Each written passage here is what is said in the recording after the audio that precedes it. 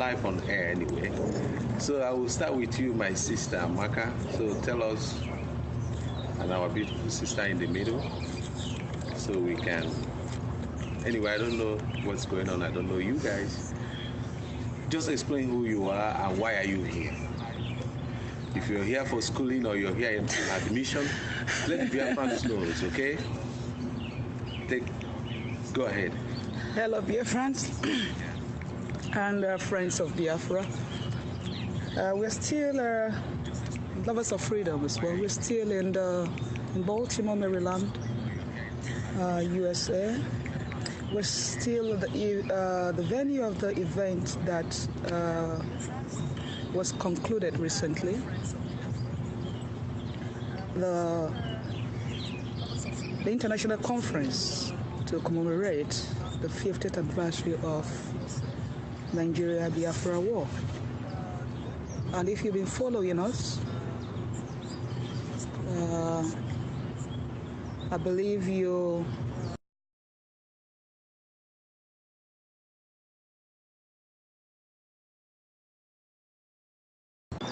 and our presentation.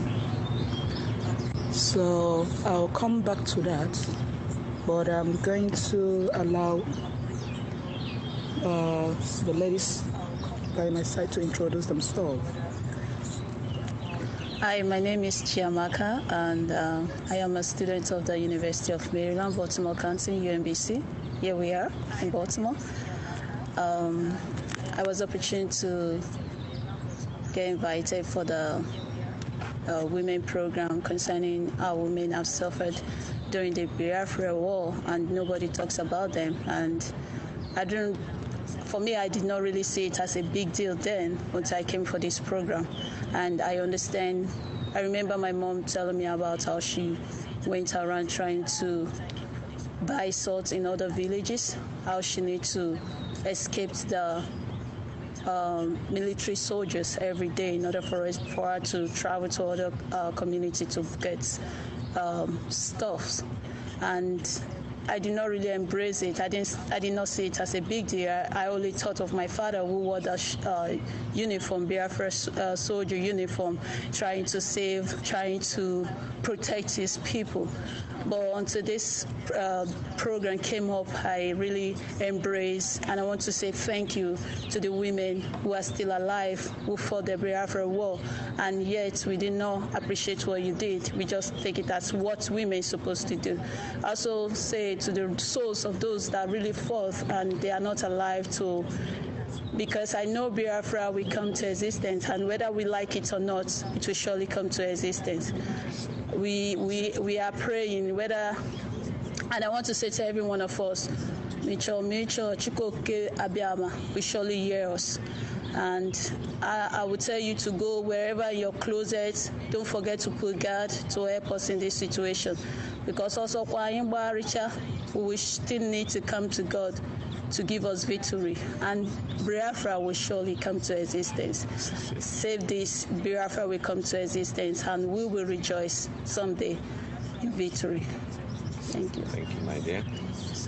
Yes, sir. Yeah, fellow Biafrans, friends and lovers of freedom, my name is Nkiruka Nistoran, and we are here today with Umuchukwu writer USA an interview on the last unconcluded Women International Conference in commemoration of the 50th anniversary of Nigerian-Biafra War. The University of Maryland, Baltimore, United States of America. I want to use this opportunity to say that we, the IPOB women that came to represent the indigenous people of Biafra, and the indigenous people of Biafra is led by Mazi Nnamdi Kanu, and we are about over 100 countries all over the world. And we are here to represent all these people in all over the world. And I can assure you, Biafrans, that what we came here to do, we have achieved a lot. And I will speak more when I'm called up.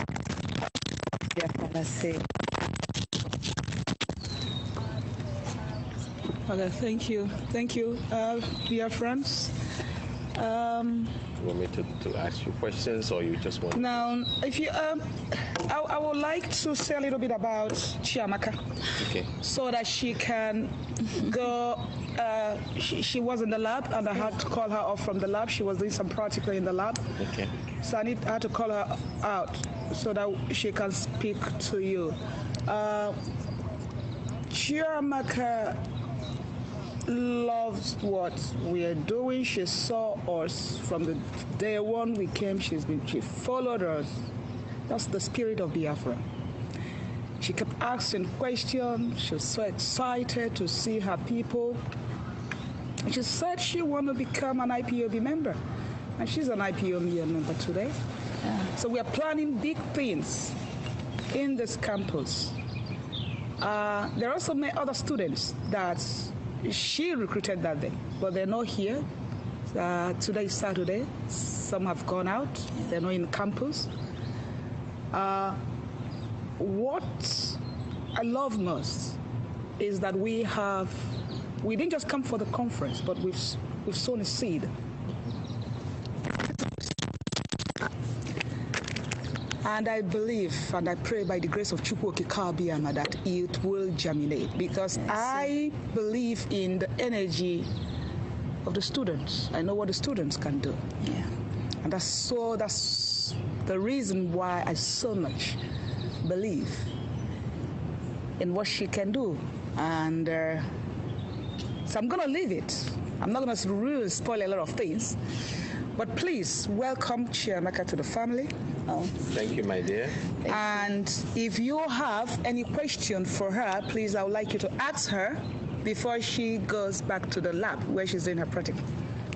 Okay, my dear sister, you're welcome. Thank you.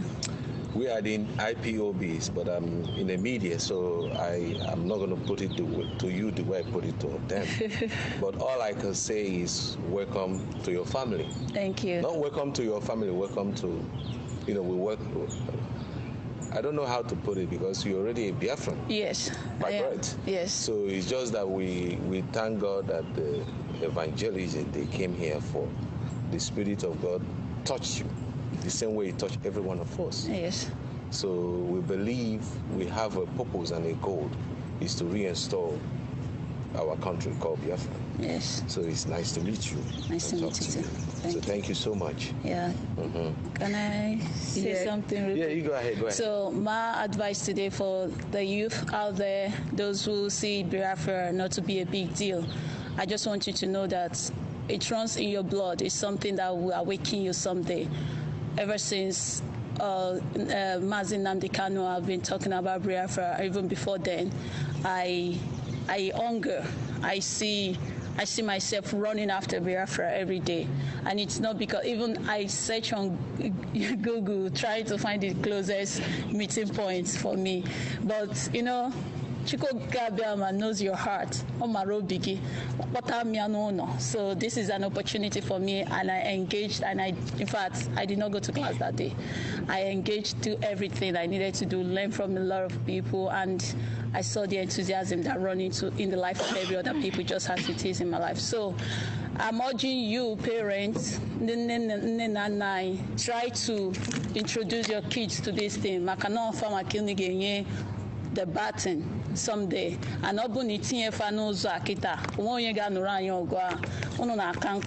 so you people should use this opportunity to introduce your kids, those in undernormal and those in elementary school, those in high school, those in university. There is nobody too small to save these people in water. And the earlier the better. At least they have idea of what they are fighting for. Because right now, some of them don't really care. Even as this program was brought on our campus, that doesn't mean there were no Igbo or a lot of Biafrans in this campus. But I was the only youth. And luckily for me, I was able to recruit others. So what I'm trying to say is that if you don't tell them, many of them are engaging in some other thing, but you need to draw their attention back home. Neifa, it's important.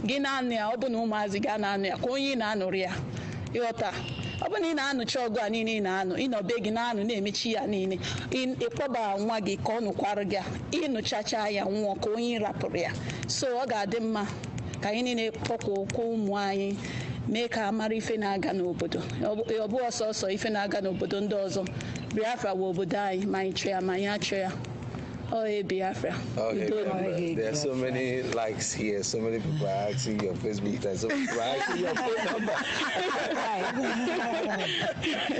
so the Biafran people, they love you, and you will see it when you get home anyway. So thank you so much. Thank you so much.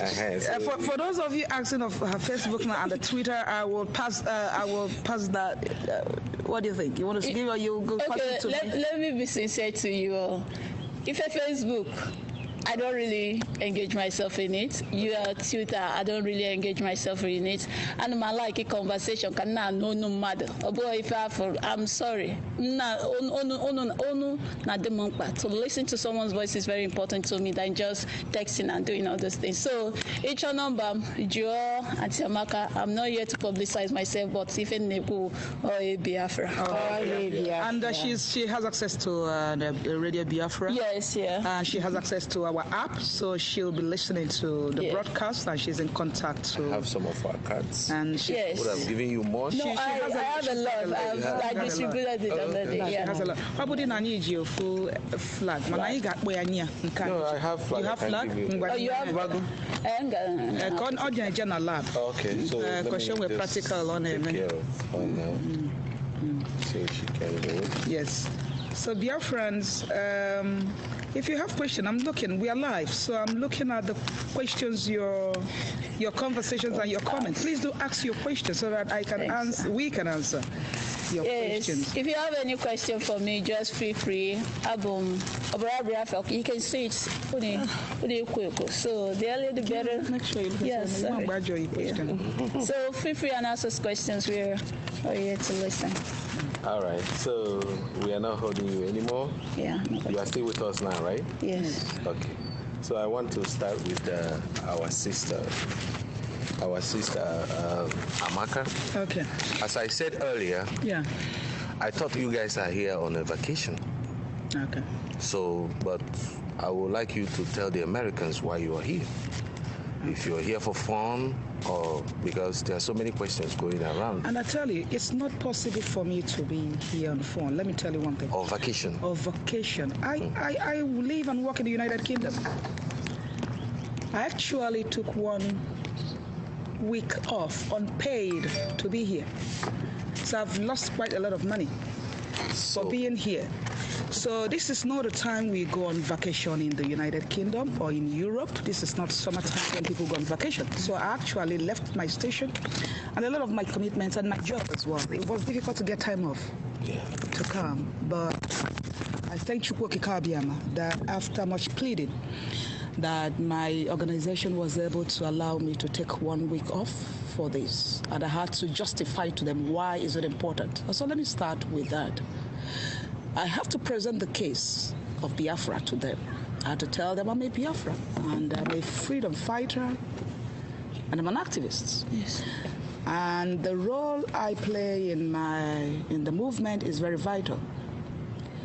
And I'm involved in a research to find in research regarding how trauma is affecting our people back home. So I had to present a strong case for them to let me go, actually. So I'm not on vacation, so... Okay. So I hope I've cleared that. Thank you for saying that. I have a full-time job in the United Kingdom. Thank you for saying that, because so many people think that we are all, is it Miss Klein they call us or what? That we don't have life, we don't have job. Those that are in America or in Europe that don't have anything they are doing, they are the ones doing Biafra. So as you can hear for yourself that our sister, nobody's paying her for being here. So those of you that always, okay, let me not go there. So the next question is this, right? I don't know if I should ask you, I'll throw it open, or, our sister, what do you have to say on this too? Because you I don't know where, are you living in the United States? My sister Kim. No, I am not living in the United States. I live in Romania. I left my job because I have to go for fish assignment for the Indigenous people of Biafra, IPOB. And I'm here. I could imagine when I went to apply my visa, I went with a letter from IPOB headquarters in Germany. I got to the embassy when it is time to call me to come up for my visa. I went there and they saw that I'm working, because if you're not working, how could you come to United States? I applied for visa for Christ's sake. You understand? So, and they asked me, where are you going to? I say, I'm going for a conference and I have a letter from IPOB and I'm one of IPOB activists. And I submit the letter. Immediately they got the letter and they told me your visa have been approved. And I was so happy, and I'm lucky to get a 2 years visa with multiple entries. Let me cut you short. Okay. So you mean in the name of Biafra you got a visa, or because you're working, that's why you got your visa? No, I got a visa in the name of IPOB, Indigenous People of Biafra. Because they asked me, who is sponsoring you? And I said, it's IPOB. Oh. And the letter, they saw the letter and my visa was approved. Because so many people think here, here. So that's why I put it to you guys to tell them. Yes. So go ahead, my dear. Okay, another thing I want to put out there, especially the Biafrans and good people around the world watching me here in the United States of America, is I remember Nigerian government called us a terrorist. And the Southeast governors, Ohaneze Ndi Igbo, I call them Ohaneze Ndi Oshin and Ndi they prescribe us. But you could imagine a country like United States of America. I went with a letter of Indigenous people of Biafra to apply for a visa to come for an assignment for IPOB, and it was approved. That will show you. Let me not cut you off. Let me not cut you short, my sister, because we still have question on that aspect. Okay. Because you will still have to tell me where your leaders are. Okay. Because I don't know, maybe it's in your country, or I will ask Amaka if our leader, or if Mazen Nnamdi Kanu. Where is Nnamdi Kanu? Okay. I think this question should refer to Nigerian government and its military. Before I go into details, I want to say something. We are in a hall when the conference was going on. After the conference, we want to take a lunch, everybody. The people that came to represent the so-called Nigeria, they came to me. Where is Nnamdi Kanu? I said the question should refer to your government. I have a proof, I have the video, how the military invaded his home. Wow. And a lot of bullets, like there is war. In Afara. Was there any casualty, or just Nnamdi just run away from there? Because so many people are saying that they saw him in Canada, some say they saw him in Ghana, some says in Sierra Leone. So what, was anybody killed there in Nnamdi Kanu's company? Okay, I will take your question one by one. Okay. First of all, I will tell you that what is happening in Nigeria, or what people are saying, are propagandas. Before the leader of the Indigenous people of Biafra, Nnamdi Kanu, was released, he was going around gathering Biafrans, preaching the word of God, telling them why we should get Biafran. He has never hidden.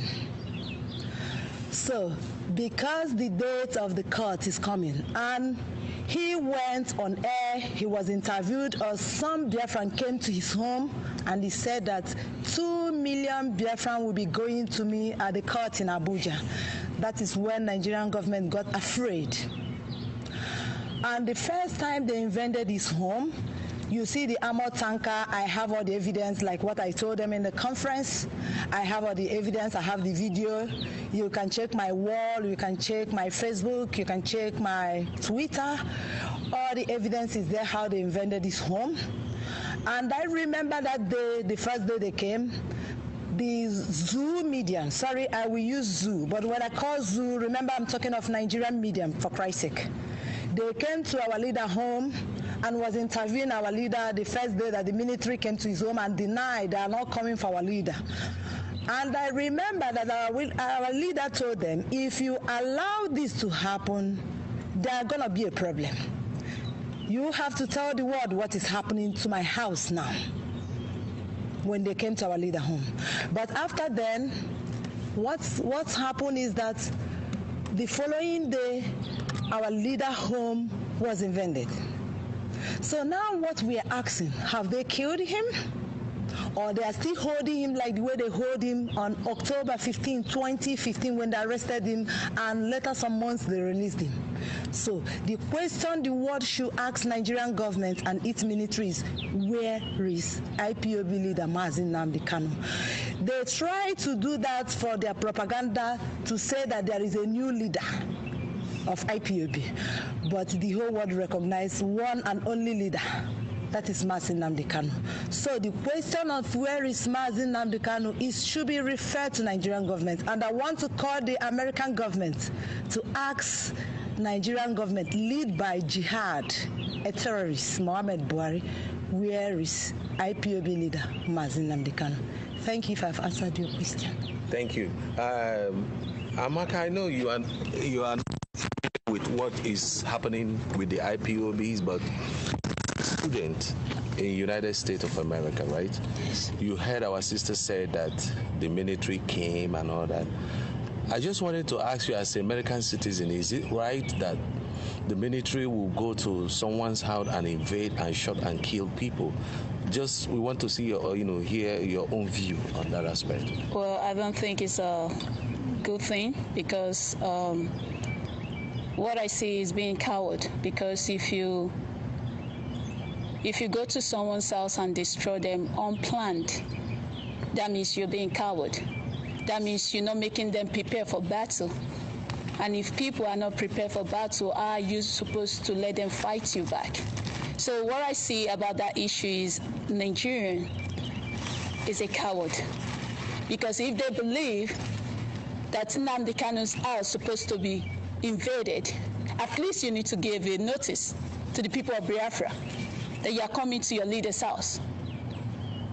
But because they are coward, nothing was let out. They go out there to invade his house. They go out there to terrorize his people. And even after then, they still call us terrorists. People are being killed every day by the Hausa headsmen. Nobody called them terrorists. We are fighting for our freedom, which is right for us to do. Someone who is being enslaved finally found out that I've been enslaved for a long time. I need my freedom. He's not asking too much.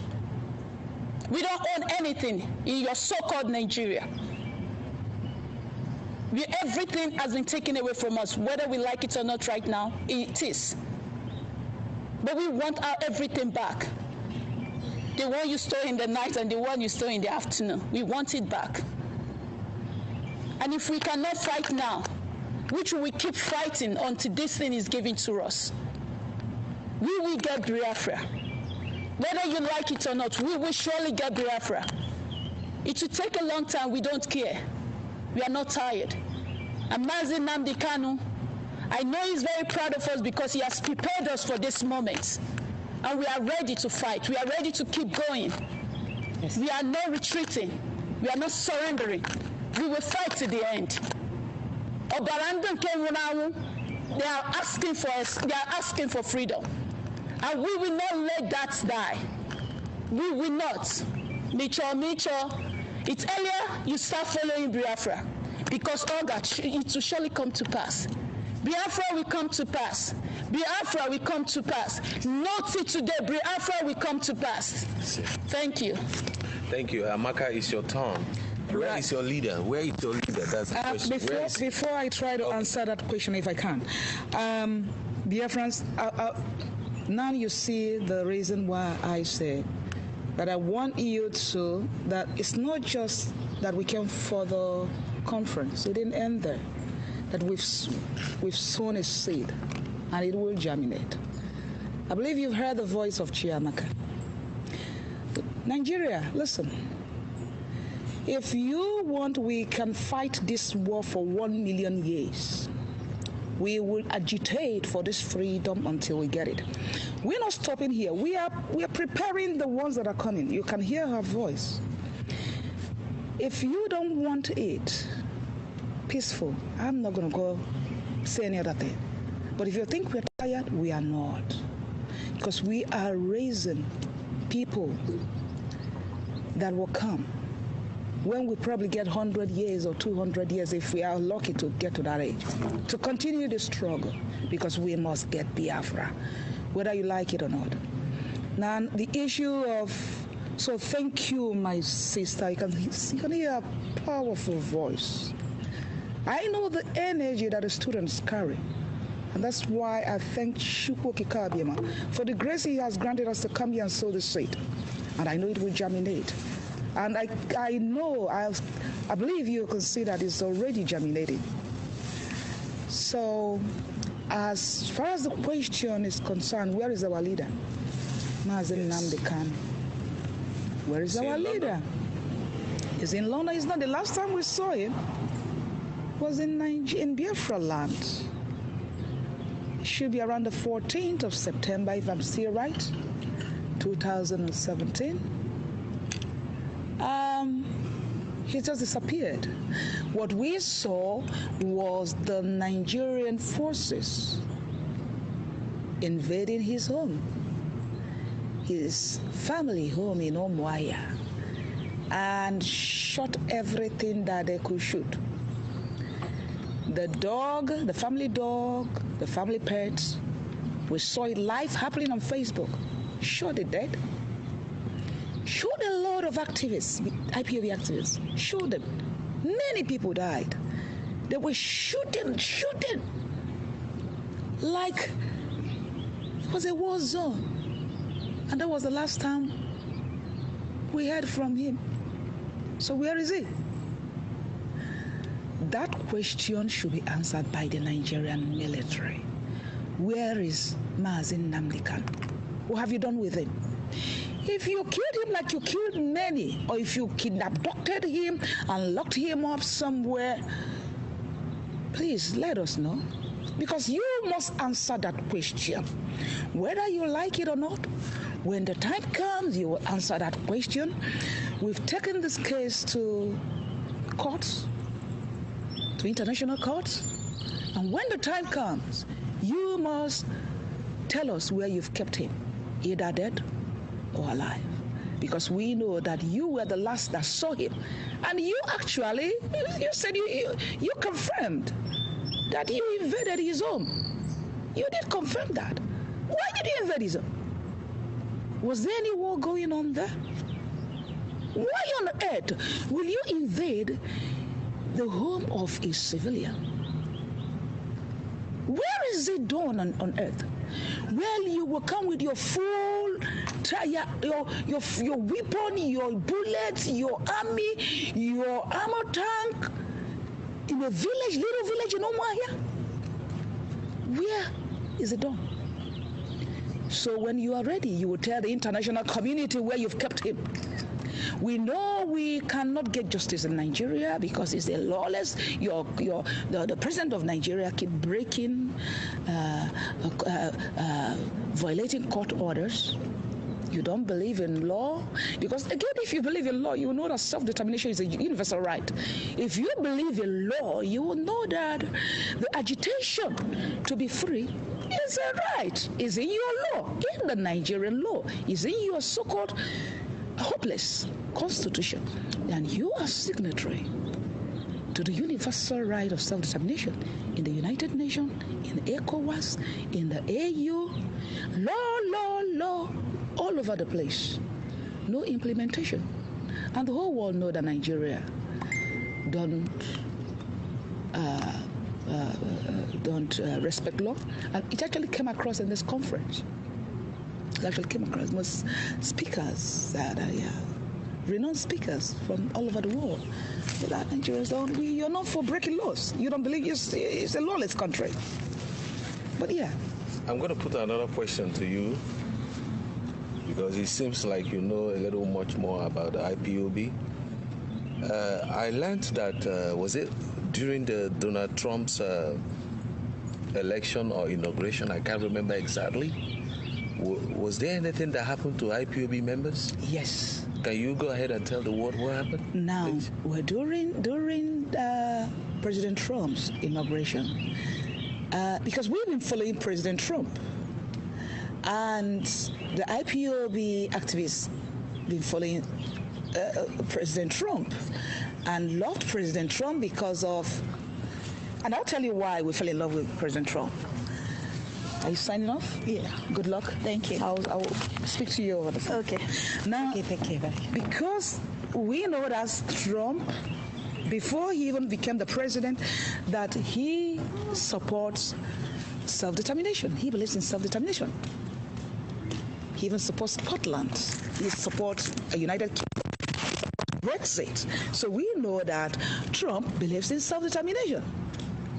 And we know the history of Hillary.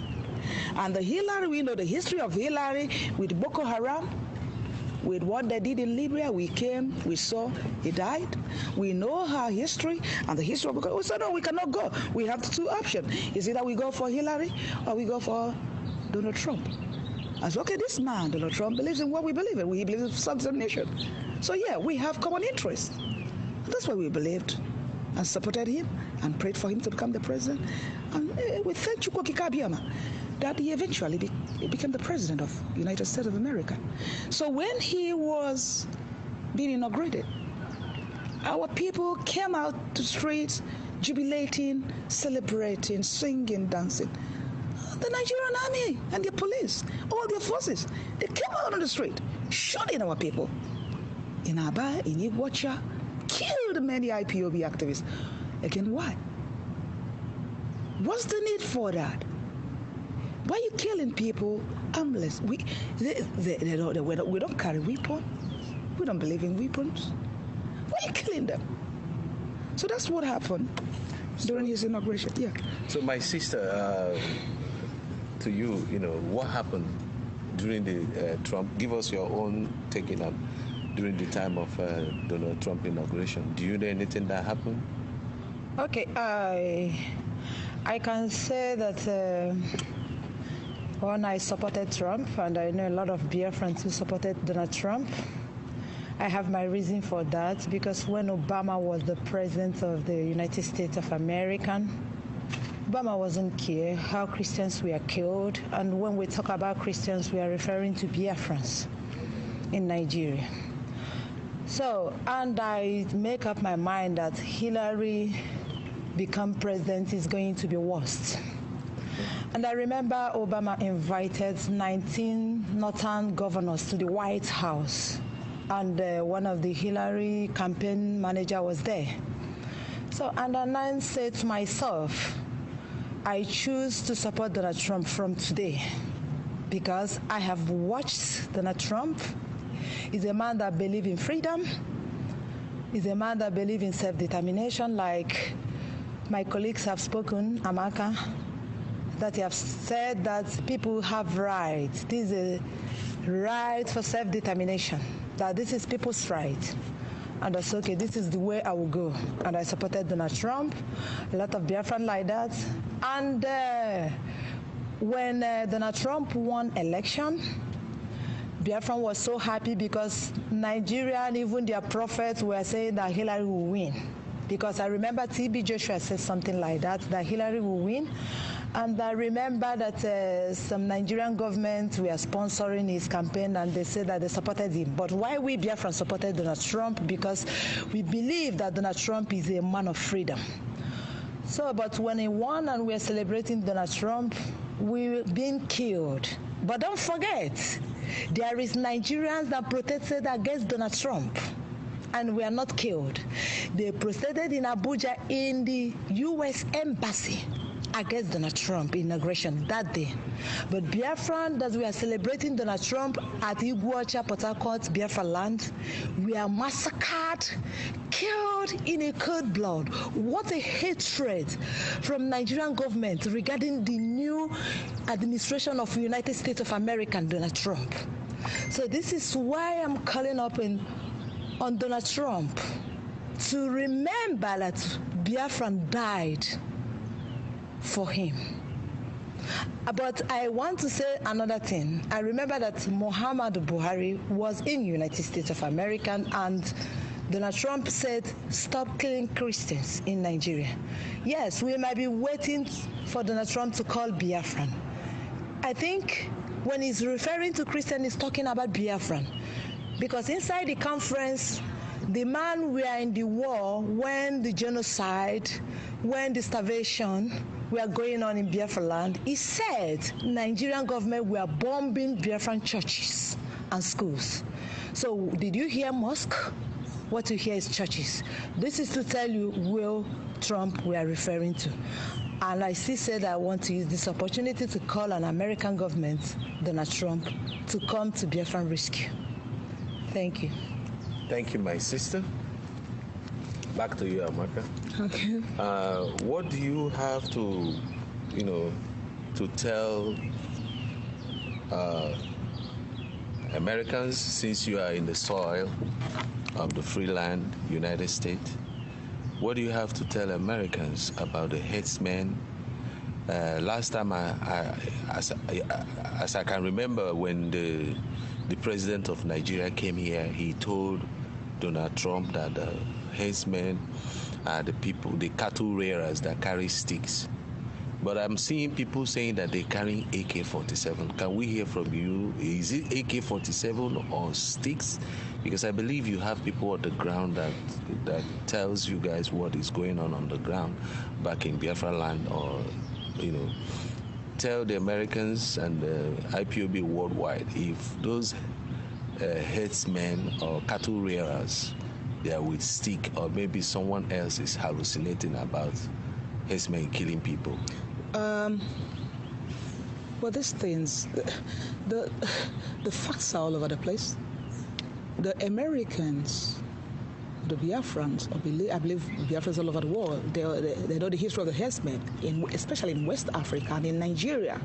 It's become notorious and worse. The situation is worsened since jihadist Buhari became president.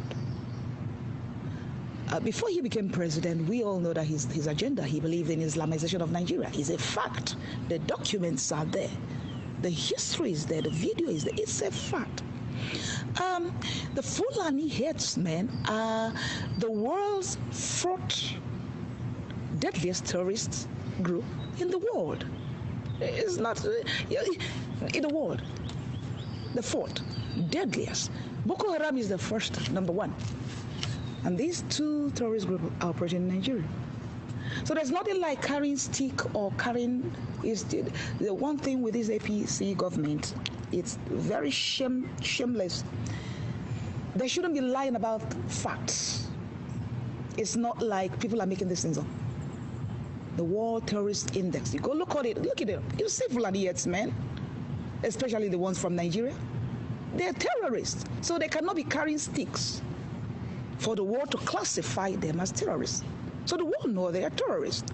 So it's only those that want to be deceived. And the world know that Buhari is a liar, because they know the Fulani. Why did President Trump say he must stop killing Christians? Of course, he said that. So it's a genocide going on in Nigeria. We're not even talking about the one from the Boko Haram or the Fulani headsmen. So the world know that these people, they are terrorists. And it's good that the President of America has said that you must stop this genocide. And if you don't, we're going to intervene. So that's what I'm waiting for him to get ready and intervene. Because I know that they're not going to stop. They haven't stopped. Since he made that statement, they're still killing. They're still killing. A few days ago, they slaughtered people in Kaduna, the Christians in Kaduna, especially the minorities, the Christian minorities in the northern Nigeria. They're slaughtering them. They're slaughtering them. So this is what is happening. And I hope that the President Trump take it further and intervene, like he said. If you don't stop this, then I'm going to intervene, because he has not stopped since he made that statement, and there's still killings going on. My sister NK, what do you have to say about that? The killing, the herdsmen, and then the ones going with stick, with AK-47. Do you know why I'm laughing a little bit, or I'm smiling?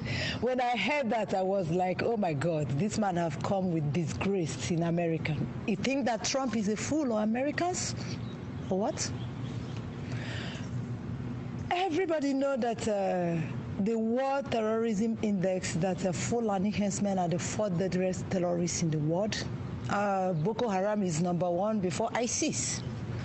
And let us not forget, the Fulani herdsmen we are talking about are Boko Haram recruited into Fulani herdsmen. They are rehabilitating them into Fulani herdsmen because of Islamization agenda. Remember in 2013, Buhari said that he will spread Sharia all over Nigeria. So what's going to the White House and tell people, respected presidents like Donald Trump, that Fulani herdsmen use sticks is like joke of the year, and making it clear that he's a liar, because American knows what is going on. Fulani herdsmen carry AK-47, including police gun. The picture and the video is all over the places. Okay. Look at what is happening in our land, Biafra land. Our women are being raped in the farm. Our fathers are being murdered in their farm. Because Fulani herdsmen want our land. The question you should ask yourself, what are the governors representing Biafran doing? They quickly say proscribed IPOB. They have not killed anyone. Let me add something to your question. Okay. I remember there was one general in that zoo, Nigeria, said that people should pick up the arms and defend themselves. Okay. He was saying that they collude. Is it the herdsmen with stick collude with the military, or the military collude with the herdsmen? Can you just make it, Okay, General General Danjuma speech is not new. Our leader have said it. But they don't, I don't know, they see our leader as a small boy. This is how I will put it. Our leader saw this coming, and he said, prepare, Fulani herdsmen are coming. I remember I was in Igbo Congress here in the United States of America, and told them, get us gone, because these people are coming. We need to defend our land. It was looked away because they look at him as a small boy. I remember that DW, German News, came to his home and interviewed him and said, I saw you at the United States of America where you are demanding for guns to defend, why are you demanding for guns? And he said, there is self-determination in international law. And he said, are you saying that you have right to take a gun? He said, oh, you're telling me that a thief come into your house now to kill you. What will you use to defend yourself? And the man could not answer again. Do you know what that means? So what Danjuma said is not new. He just copied what our leader have been saying. And remember, General Yakubu Gowon was the people that are against Biafran. Mm-hmm. And don't be surprised that the invention of our leader home, they are among people that plan those things. So, saying that military is colluding with the herdsmen is not new. Everybody know that military are supporting Fulani herdsmen in the killings across Nigeria, especially in Biafra land, Police are not exception. They are all into it. Because there is an evidence that shows in the video that they were holding police gun. Where do they get it? So nobody should be deceived. I remember Aferefe, Yoruba Cultural Organization, when the zoo president came to the White House, this last one and left, they said that Buhari came to represent Fulani in the White House. So nobody is a fool. Everybody have seen it. But ask yourself, where is Ohadeze Ndigbo? What have they said since then? That's to show you that we are in almighty mess. It's only Biafran that can save us. I don't know if I've answered your question. Yes, you try, my dear. Thank you so much. And I'm going to come back to our sister, Amaka. I overheard Biafrans. Let me come closer so people can hear the question I threw at you. People are saying, I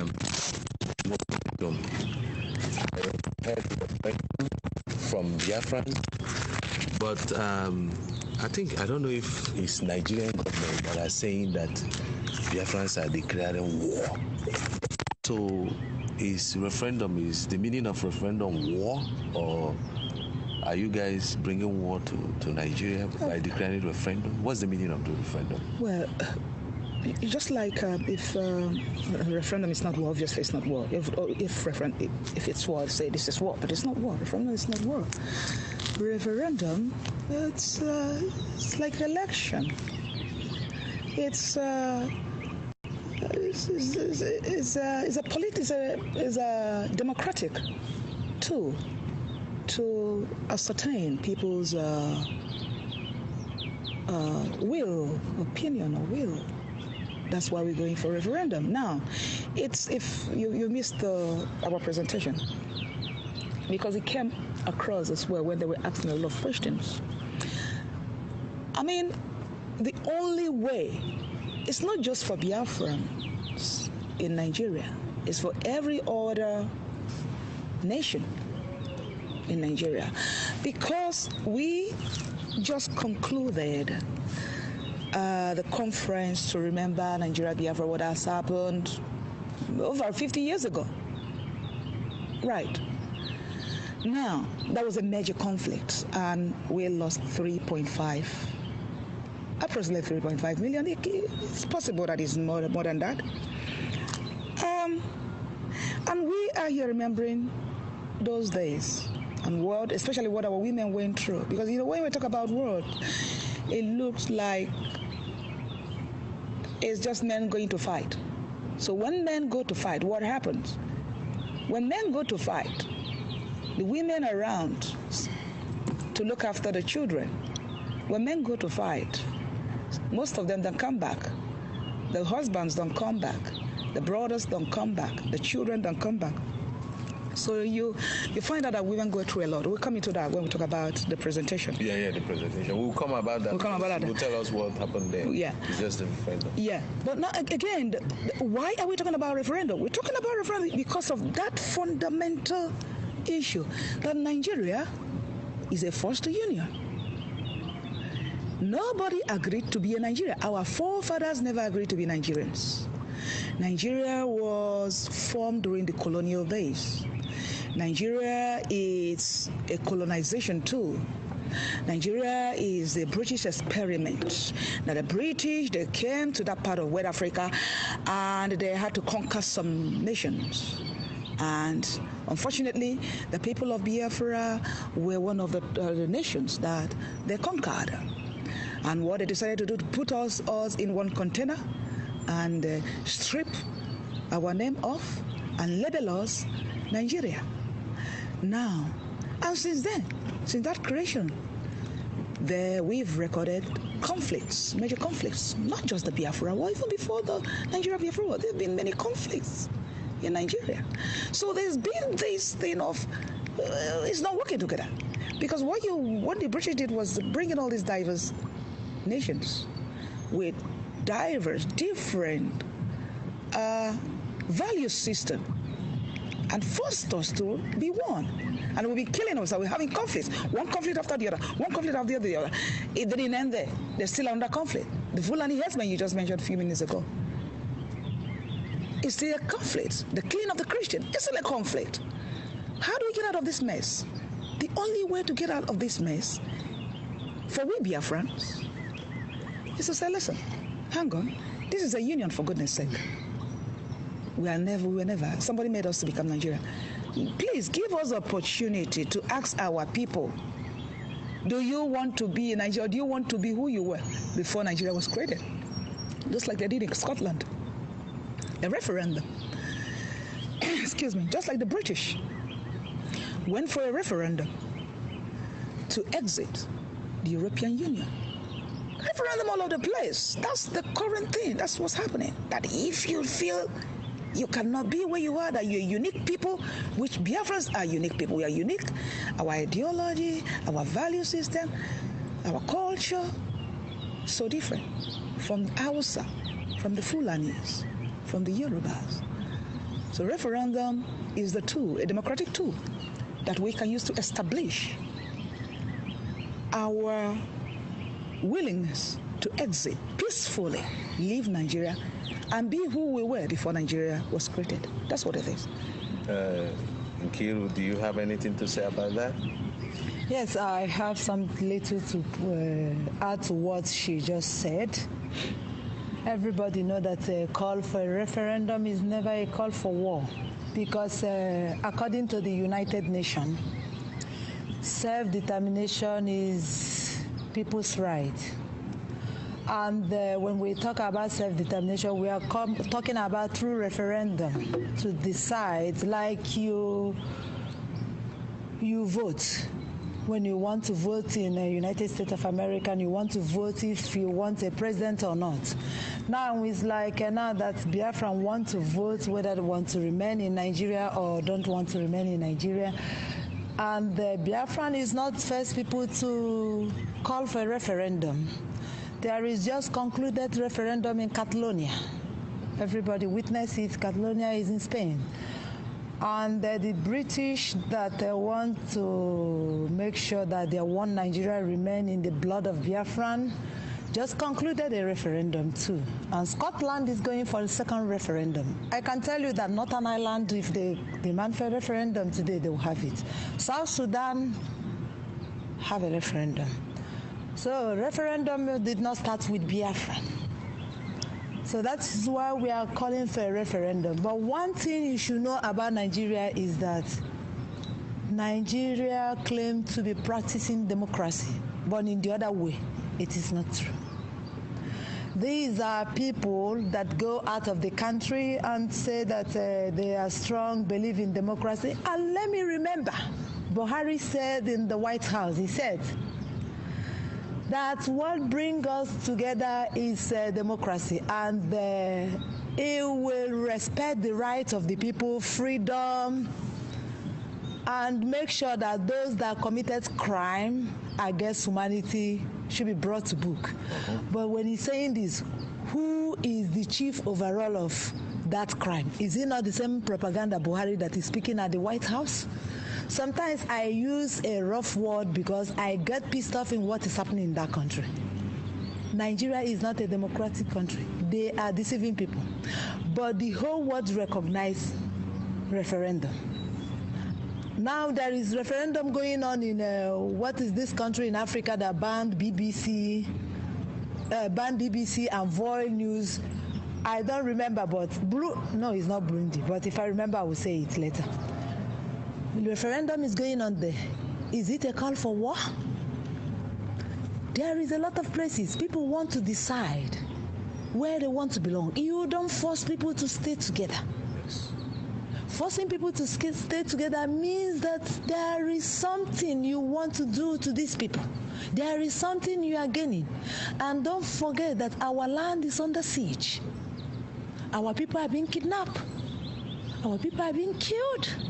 As we are speaking today, Biafrans are missing every day. Wow.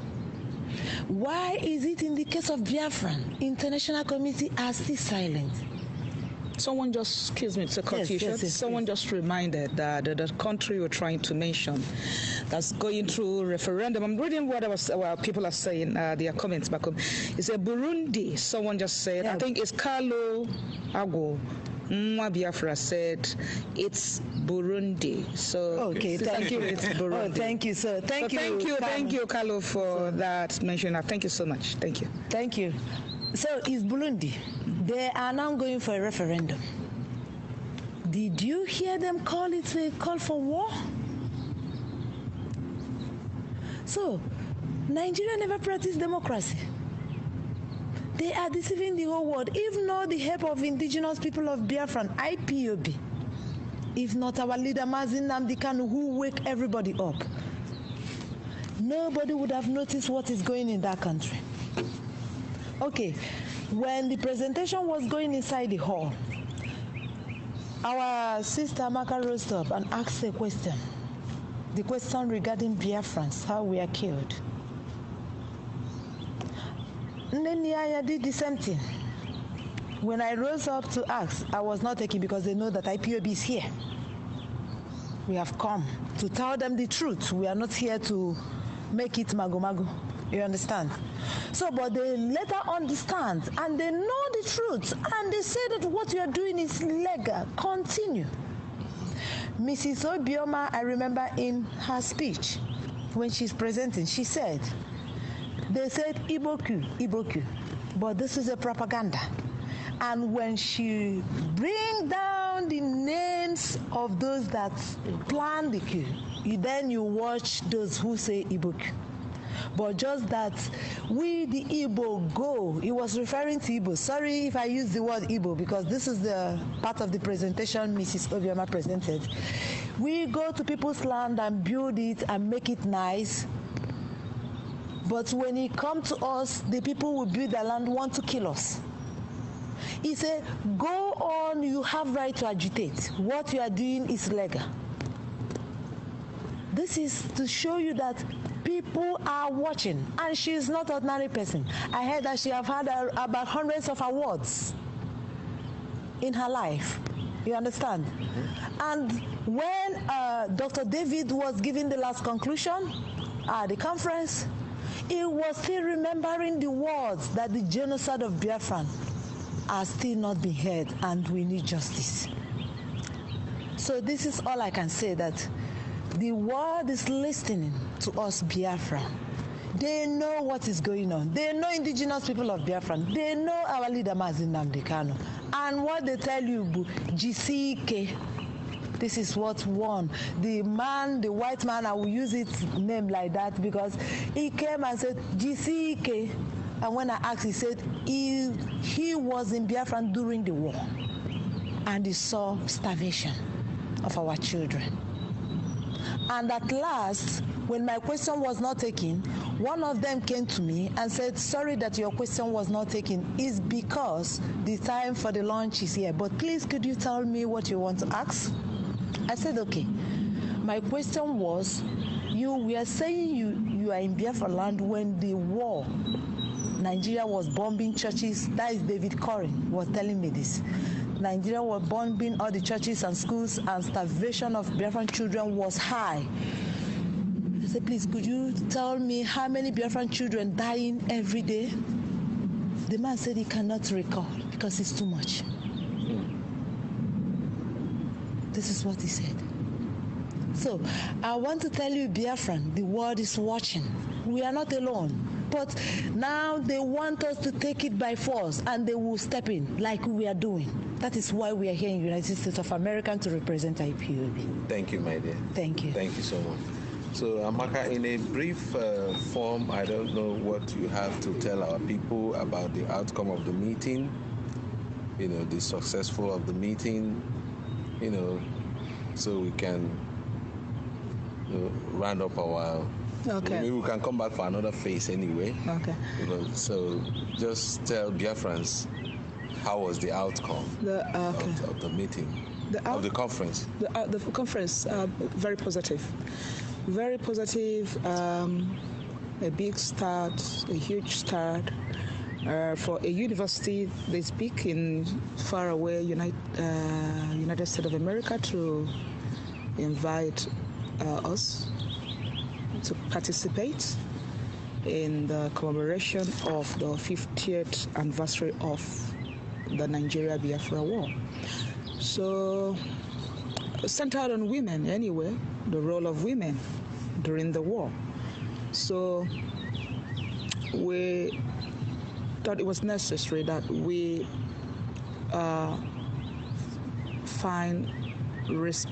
put up a research to find out how the women of Biafra, after the war, what happened. So the presentation that I gave was attached, there's a project attached to it, carried out, and we recruited women of Biafra back home to carry out this research, design questionnaires and interview them, and we try to find out if our women are living with trauma. This particular trauma called post-traumatic stress disorder. It's a kind of trauma that is associated with conflicts. And it's alarming. The result is alarming. So to note or to find out that our women are living with trauma. A lot of our women live with trauma. So if I may ask, was it the reason why most of the old or elderly people that were born during the war, they are not interested in this agitation that is going on now? Is that the reason why? Yes, it's part of the evidence that's collected, because what happened in this kind of psychological trauma or problem is that it's either you're living in denial, so you have been through a terrible situation in your lifetime. You don't want to go through it. Nobody wants to go through it again. And most of the times, you want to hide the pain. For instance, I'll give you an example. Now, most women that go through rape, they don't want to discuss it. They don't. It's difficult to find them to talk about it. Yeah. Because now it could be shame, and they better live with that shame than letting people know that they've been raped. So they live with that trauma for the rest of their life, and it can make them to behave abnormal. So that's what's happening in Biafra land. Majority of our women, and not just women, men also, that no, pick on. So when you talk about Biafra, it's like, go again. So to them, it's no, don't talk about this. So don't talk about it doesn't mean that they're not living in pain. They are. So they choose not to discuss it. Now which is terrible. Also, there is a proof. It's a scientific proof that trauma can be passed on from one generation to the other. Okay. So you pick it up, it's in your gene now. For some reason, you're passing it on to other generations, so which is very bad. So it's not just what they've been through without knowing. Now, can you imagine how Chiamaka was sounding? Yes, you could imagine. Can you imagine that? She wasn't in the war. How old is she? But because of what her parent told her, you understand? And she's living with that trauma herself, that stress, that psychological pain. Why would my people be allowed to go through this kind of pain? So what we're saying is, listen, it is a fact. The problem with Nigeria, they don't have the guts to face fact. That's why they don't like to teach history. Yes. You cannot run away from this. It doesn't solve the problem. One of the best ways to heal, to get healing, is you must allow people to talk about their pains. Just like we say that every year we remember the dead. That is why every country in the world, they remember people that died during the World War. So yes. Now you're talking about the May 30th that is coming up. Yes. Again, this is related to the May 30th. It is important. It's part of the healing process that our people talk about this trauma, talk about this pain. The May 30th is coming. Sit home. Call your family members. Discuss the war. Discuss the losses. Discuss the pain. Talk about it. Say sorry to yourselves if you want to say sorry to yourselves. lit candles, pray for the dead. Remember the dead. We must do this every day because we must keep praying for the souls of our people to rest in peace. We must keep remembering. It's done everywhere in the world. You remember the dead. You remember the dead. The World War II. The World War I. You remember the dead. Even this country. There's a reason they do this. Because they know that there's a trauma associated with this. So we remember to get healing, to get relief, to pray for ourselves, to remember also that this is what we've been through. There must be things we have to do in order to go through this again. And it's part of your history. You cannot cover it up. It's your history, it's your history. We're going to wrap up. Maybe we'll come back again for another phase of the interview. So just, thank our Biafrans. Let's go and get a lunch break. Then we'll be back. So, Biafrans, thank you for joining us. We've concluded the events. We're going to be Mrs. Nenayanya. She actually left before us, so we thought it was okay for her to be interviewed and do her questions and answer discussion first with you before she goes, because her flight is early. She's had to catch an early flight. But me and our sister Nkiru, our flight is much later. So that's why she had to do her interview, and she left before us. So we're leaving today. We've concluded. And we've made our points, and I believe that it's been taken on. It's not just that. You know, we now have IPOB family in this campus. And my prayer is that it grows, and it grows. Do you have to say anything? Yes, I want to thank IPOB all over the world for making it possible to bring us here. And I want to tell you that we are proud of you. Like our sister Amaka has stated, Mrs. Anya left us because her flight is earlier and our own is later, and she took her interview before us. And I want to tell Biafran, you are not alone. The world is watching. If you imagine and see what happened at this conference we came, you will know that Nigeria is over. Could you believe that some of the zoo couldn't get visa? Yes, I was in the conference. This is true. Because there is people that presented their conference because they couldn't get visa. And not only that, some of the zoo representatives left when IPOB rose up for questions. You know what I'm talking about. And everything that were done there was all about Biafran. And we are only demanding for justice. There is no place in the world they don't tell their history. Like the topic our sister Amaka presented. We are still in pains. You remember what happened in Umaya, Abia State last time? Our women were molested by the zoo military. They were naked. Not only in the war, it's still happening. This is why we are telling the whole world that it is time to do justice for Biafran. We want to tell our history. Okay, ask yourself, why is Nigeria not telling history? Did Nigeria have history? Because it's a fraud. Did monkey and baboons need any history? Now you come. Ask yourself, there is no place in the world, there's no country in the world, don't tell their history. America have their history. We are coming in Romania, they have their history. Where she come in United Kingdom, they have their history. Where our sister come in Germany, they have their history.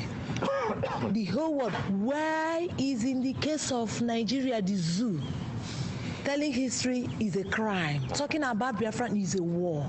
How they understand it? Because they know that their hands are not clean. But this is the time to do justice. And I believe that the good people around the world have woken up, because we have stand and we are not going back. For those of you watching us on Facebook, thank you so much. We appreciate you, and we will be coming back to say thank you all again. And one more thing. The recite hasn't ended. Actually, post-traumatic stress disorder, there's a law by United Nations and the World Health Organization, the policy that countries should support people living with trauma associated with what? But Nigeria ignores issues like this. So we're hoping to take this case up. So if we reconvene after the break, then we will come back again, right? Okay, thank you so much. Thank you. Thank you, Biafrans. Thank you, Biafrans. Thank you so much. Thank you for joining us. Thank you so much. Thank you. Okay, Biafrans, as you can see for yourself, we're going to take a nolo. We just need to take a little bit break. And our sisters, they will be leaving, any moment from now. Let's just get a lunch break anyway. I've not taken anything since morning except to cookie. So we'll come back to you. Remember, this is Umu Chukwu Family Writers coming to you live from Baltimore, Maryland, USA. We will be back in a moment. Thank you for watching. Bye-bye.